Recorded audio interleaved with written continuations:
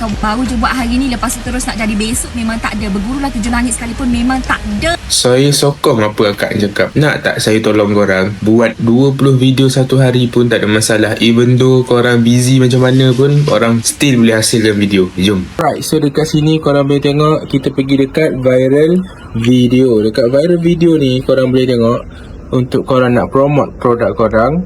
So untuk korang add saja produk korang. Okay, lepas je korang add produk korang, nanti korang boleh tengok dekat sini satu-satu lah.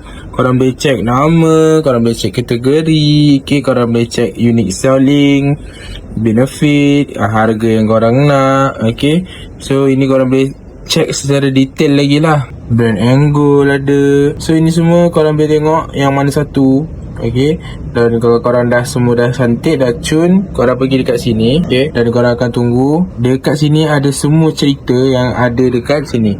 Bait, timing, practical, storytelling dan emotion. So ada 5 scene lah. So dekat sini korang dah ada satu konten lah untuk sehari.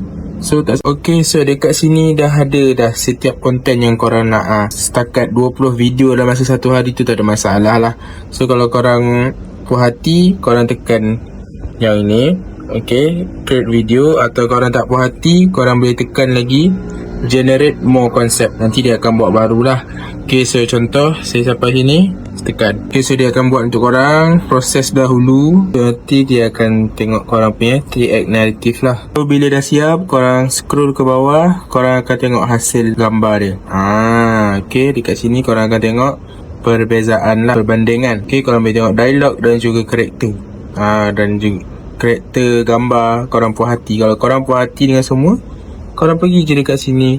Dan macam biasalah, korang akan masuk dekat sini untuk final checking. Korang check lah dekat dialog. Okay, pastikan dialog bahasa Melayu sama dengan dekat bawah ni. Dekat sini, okay, gambar pun ada dekat sini. So dekat sini saja dah siap satu konten korang. Tak sampai berapa minit pun dah dapat satu konten. Kalau setakat 20 konten tu tak ada masalah lah satu hari. Macam best ke tak best?